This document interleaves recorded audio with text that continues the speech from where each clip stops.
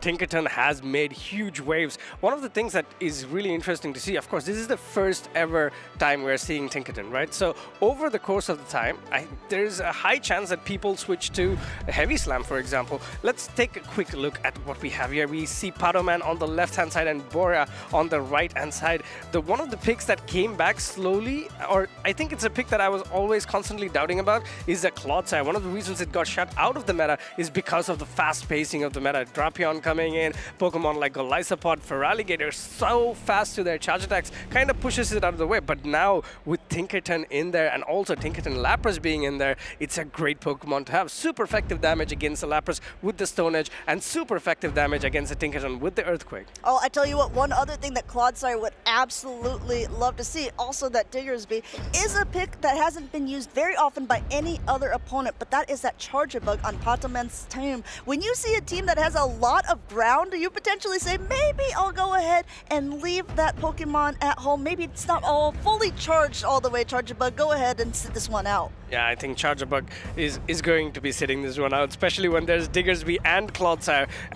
Even Pokemon like Jumpluff have plenty of play against the Charger Bug because there are no super effective moves going on each side. One of the things that's pretty interesting here is, again, the Feraligatr. It's not a Shadow Feraligatr like we've seen most of the time. So this Feraligatr is going to be able to take a little bit more charge attacks from the side of Patoman. We've been able to see from Borja that he often doesn't shield his Feraligatr, where other people having that Shadow Feraligatr fear because they don't want to be able to take that extra amount of damage. But being able to maybe damage Sponge a little bit better has proved very vital for him. Of course, those Hydro Cannons don't hit as hard. We're going to see it right away in the beginning. These Hydro Cannons, again, not be doing that much of the Jellicent, but these Shadow Claws are really going to start to chunk away here, going ahead and just already staying in and charging up a bit of energy. Yeah, Shadow Claws, look at how much damage it does onto this Jellicent. Jellicent gets to the Shadow Ball, but not before Hydro Cannon coming in from the Feraligatr. This is going to do a ton of damage. Of course, this is resisted, but Feraligatr doesn't care. And not very efficient, but still brings the Jellicent down so low. Shadow Ball coming through, and this is one of those moments that we were talking about. Because it is a regular Feraligatr,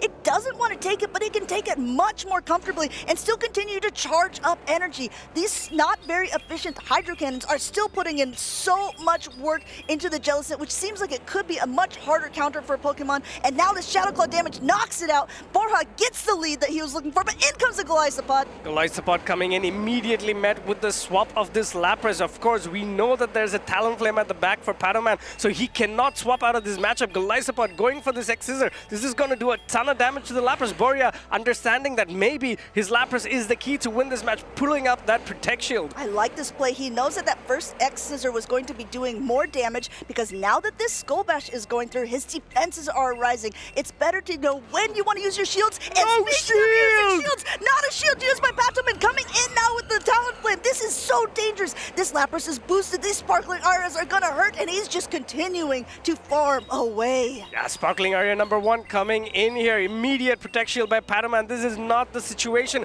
where you want to be. Boria, understanding that towards the end game, the Clodsire with the shield advantage will do a lot of work. Goes for that big, heavy-hitting Skull Bash that went through on the Golisopod, almost taking it out. First Fly coming in, not enough to take out the Lapras because it's boosted. Will it get to another Sparkling Aria? Yes, it does. Lapras says, I dare you to fly me here, and forcing another shield from Patoman. Patoman shielding this up because there's barely any health left from the Golisopod. Oh. And in comes the Clodsire to catch this Incineroar. Now, this Flame Charge will boost the attack of the Talonflame.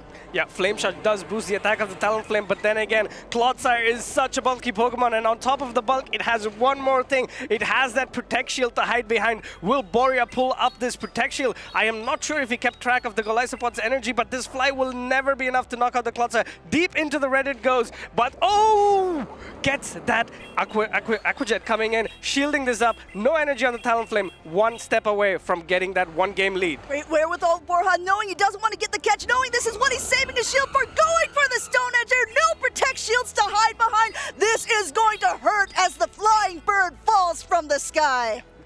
Throwing that stone onto the Talonflame, bringing it down from the sky. 1-0 Boria dominant gameplay there. Great lead, normal for Alligator going up against that Jellicent. It's one of the matchups that we would think that Jellicent could win because of it having access to Shadow Ball, but that Feraligatr, being a normal one, completely took that Shadow Ball damage to win that switch there. Borja says, oh, 2-0 me no more here. He is ready. He has had the momentum behind him at this stage in the tournament. Once you start winning and doing really well against opponents, I think that this is something that can be sort of a game-changing, defining moment. Patoman just got knocked down from the winner's side of the bracket to be faced here, so he's coming already off of a loss. He needs to be able to take himself, pick himself back up, and be able to know what he needs to do to get back in the game. But guess what? This isn't your typical best of 3. It's not like if Borja wins one more, he'll be able to take it. This is a best of 5, which means there's a little bit more time to relax, to assess the situation, and to be able to maybe make some riskier plays that your opponent wouldn't expect. Yeah, absolutely. One of the things that I want to point out as well,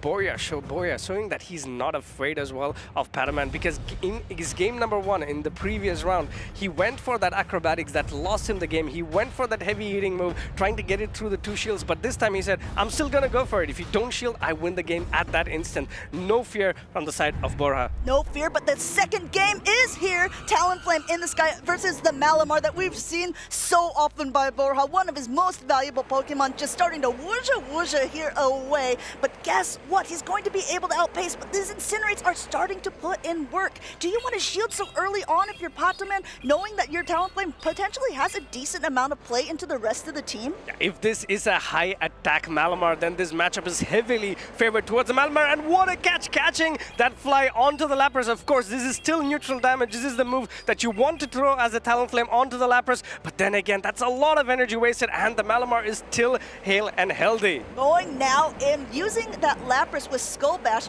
as its safe swap here, Jellicent becomes much more safe for Patoman as well, recognizing that it's not going to be taking heavy hitting damage from any of the attacks that Lapras comes in with. It has an opportunity for Patoman to slow down the gameplay a little bit and put the ball back in his court. Another sparkling Aria coming through, and the Jellicent is just barely going to be knocked down to the yellow after this. Yeah, this is the situation where you want to be if you're a trainer running Jellicent, is potentially being able to farm up so much energy. At 100 energy here, max energy for the Jellicent, and going for the Shadow Ball. This will most definitely knock out the Lapras. Lapras goes down at this point, but Lapras has done its job. We want to see what comes back in, because again, there's 2 Psywave users on this team that Borja chooses to play into this matchup.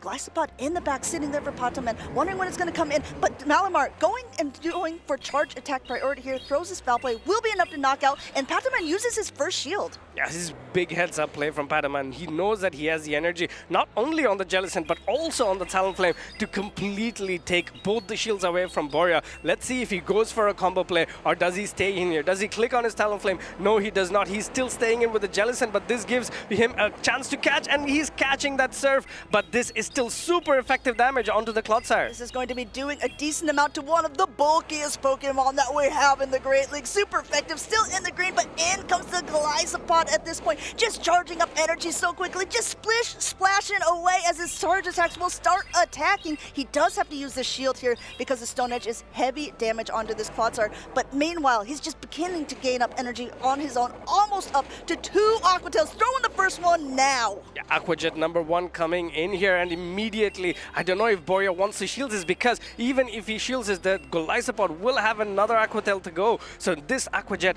knocking out the Clodsire, but in comes the Malamar, trying to get a little bit energy. At this point, it's going to be so crucial. Does he call the Talonflame coming in, or will Patoman wait for the Talonflame? Well, the real question is, will he be able to? Because guess what? There is nothing at this point going for a charge attack priority. Is this going to be enough to knock out the Glycopod at this point? Will he have energy for that Talonflame and Jellicent in the back? It's coming down to the wire. He's not even there. No, that's not enough to knock out the Glycopod. Glycopod gets to this X-Scissor, and this X-Scissor will knock out a few Malamars away from the stage. This is it, tying up 1-1 the series. Patoman, another great showcase for Glycopod. Putting a number 1 on the board for Patoman as well in this best of 5 matchup. It is a tie game, but this is really a big big moment for these two trainers who have both brought very interesting and dynamic teams that have not really been seen as much in the other parts of the tournament. Focusing really on that Jellicent that Patoman has been relying on so far between Borja and also the Malamar, something that we haven't seen at all, and he's been piloting it to amazing success. I think game one, the Malamar did a lot of work for Borja, but game number two, it looked like it had one of the, let's say, not favorable leads or a neutral lead, but he decided to save the Malamar, kind of predicting the Jellicent at the back, but the Jellicent got so much energy on the Lapras, and it was too much of an uphill climb for Borja's Malamar. Now, there is a lot between these two trainers. They already played earlier on in the day. Patoman was able to take that set 2-0. Borja's already gotten his first point off of Patoman, but that I don't think is enough for him. He wants to be able to take this game in this decisive game, or a best-of-5 matchup. He needs to be able to take 3 of those games. Both of the trainers are 2 games away. Both of these trainers are locked in for this next game. Let's see how it's going to go. It's going to be interesting to see the leads. These two trainers are going here. Jellicent into a Lapras. This is a positive matchup for the Jellicent, but this can completely change if the Lapras invests more and more shields, because you see those side waves damage adding up. Yes, the Hex did receive a small buff, but then again, damage over time is so crucial in this matchup. We're taking a peep at those backlines too. I would say alignment is also really important here, because there's a Talonflame and there is a Jump Bluff in the back, and fire damage is so dangerous for that little Cotton Fluff. Shadow Ball coming through, no Protect Shield used on Borja's side, but guess what? This is pretty much going to hurt, breaking it down to the yellow, but now a Sparkling Aria is already loaded as well. Yeah, Sparkling Aria is loaded and it's immediately thrown into this Jellicent. Jellicent, of course, is going to go into the red with this move, but will Borja understand that he needs the switch here? He needs the switch to be able to win this game, or to even put the correct matchup. Let's see, second Shadow Ball coming in, no shield from Borja. This is going to take out his Lapras. Whatever Pokemon is coming in from now on is going to take so much damage from this Jellicent. Jellicent goes to 3 Hexes, goes for the Shadow Ball. Shadow Ball will do so much damage against this Jump Bluff. This is the big problem, right? You have a Jump Bluff in the back, you have a Clodsire in the back, you have absolutely no fast attack pressure, and you have too much health on that Jellicent. Not only now are you coming out with a lot of energy, but Patoman now gets to dictate what's coming in. It's going to be an immediate swap, also by Borja, recognizing that it could be a Talonflame in the back, putting him as a little bit of an energy advantage, but we've seen Goliathspot go to town, first Stone Edge going through, first shield being used. Yeah, this is a matchup where the onus of shielding is at Patoman's side,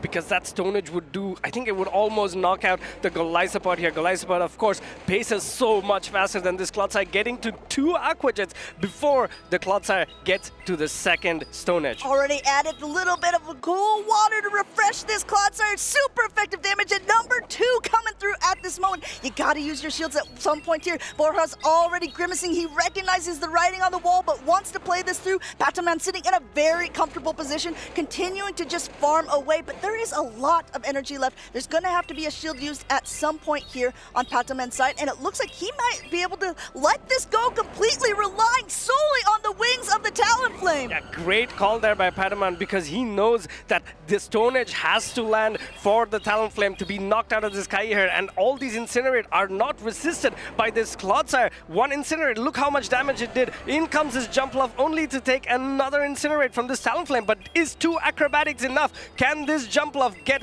to another one to knock the Talonflame out? First Acrobatics lands, will it get to an Aerial Ace? And it does! Oh wow, being able to get to an Aerial Ace here. Patoman recognizes that he maybe not have this opponent as he thought he did. This Aerial Ace will connect, this Talonflame goes down, and Borja's taken the next game! From what looked like such a disadvantageous situation for Borja, coming back to win the game, and what was crucial was that he was, in the Jump Bluff versus Talonflame matchup, he swapped in the Clodsire in between the Incinerate animation, which got him a head start, 2 Poison Sting head start onto the Goliathspot, which made sure that he outpaced the Goliathspot in that one shield scenario before it got to that first Aqua Jet. Calm and collected he played here. This is also probably an argument for people wondering with Jump Bluff, why would you not run a grass-type Pokemon with any sort of grass-type charge attacks? It's reasons like this, having a heavy-hitting attack like Acrobatics to do a lot of pressure than having a smaller, less energy charge attack to be able to take out Pokemon or to use it as a bait. This was masterful gameplay, well composed by Borja here to be able to take that second game. He needs one more game to be able to go on to the grand finals. Already the highest placement he's ever had in a tournament before. Yeah, do you, just a quick question on the side of the energy ball argument. Do you know how much an energy ball would have done on the Talonflame? Tell me, absolutely. Well, less than an aerial ace. It's 21%. Oh, that's not a lot, but I think it's about as much as an aerial ace, I would assume. I mean, to be fair with that, energy ball takes a little bit more energy to get to as well, and I don't think that he would have been able to get to 2 acrobatics. He needed to throw something like that aerial ace, a smaller energy charge attack to be able to get there. It was a huge game for him. Being able to come back from a jump bluff against a Talonflame and still win the game is absolutely incredible energy management and wherewithal from Borja. Yeah, Borja is one game away from going in to the winner's side of the bracket here. This is I'm not sure how this lead plays out. You do have super effective damage on the side of Diggersby with that Fire Punch, but these Shadow Claws are resisted by the normal typing of the Diggersby, and this is exactly where you want to be if you're the Diggersby. First Fire Punch comes in. This is probably going to put the Golisopod into the yellow. Go ahead and see Golisopod able to take it a little bit because it is a water type Pokemon, but even though it does have that bug typing as well, meanwhile saying, okay, I see what you did there. Let me raise you my super effective attack here. Although, if we look at how much this does, it's super effective, but Diggersby is one of the bulky Pokemon here used.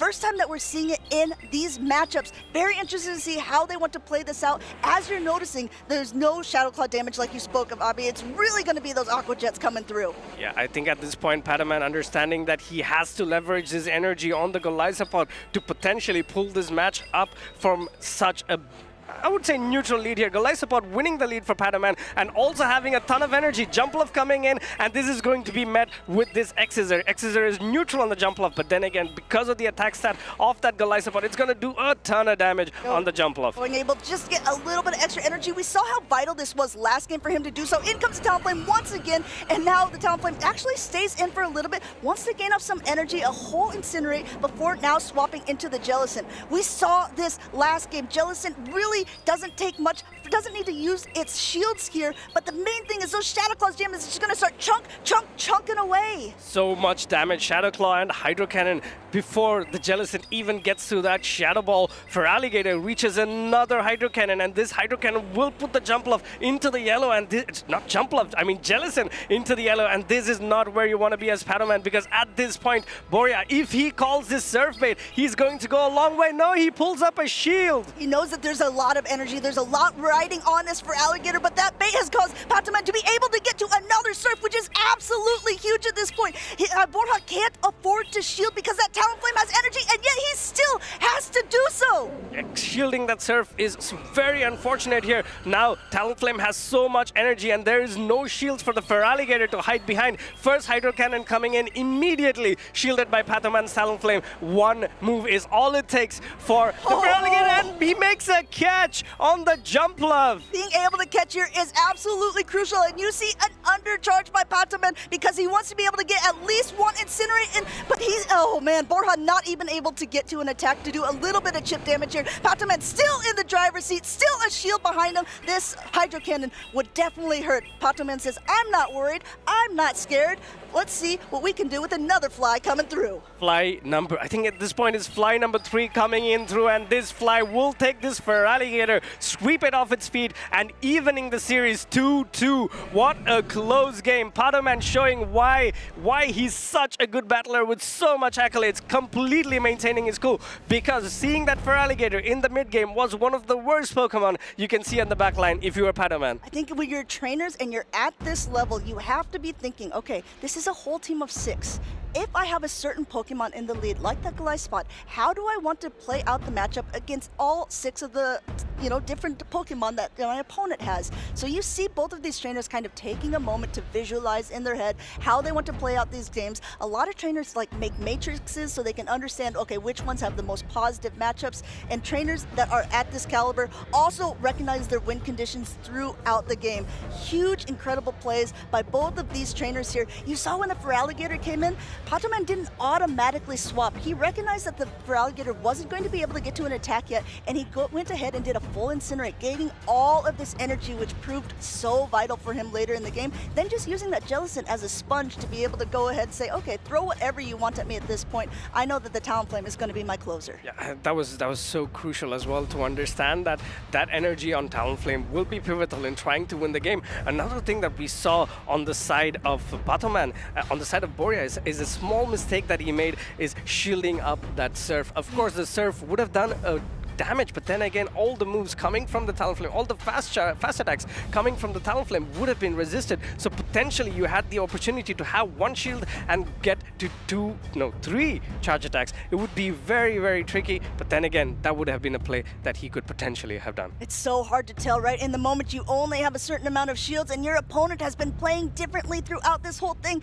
They're dancing around. This is a decisive game, a best-of-5 matchup for the losers finals here to see who will play in the grand finals. Let's make some noise because we got that Tinkerton against a Jumpluff, the first time Patoman has brought it in this series. Tinkerton finally comes on the field and it's met with one of its most dominant matchups, but even now Lapras coming in, a safe swap from Borja, but this is also not a great matchup to be in if you are the Lapras because your Psywaves are not doing as much damage as it should. All right, the Tinkerton already had a little bit of energy advantage too, going for the play rough, knocks the Lapras down to about half health. In comes the Jellicent. This has been time and time again the strategy used by Patoman there. If you're going to go ahead and use Lapras as your safe swap, I am going to punish you with something that can completely sort of soak up all of the damage you're putting through. Already 2 Sparkling Arias, and basically Jellicent still in the green. Yeah, Jellicent is still in the green. Second Sparkling Aria coming in will put the Jellicent into the yellow, but this is not the situation where you want to be as a Lapras because the Jellicent will get to another Shadow Ball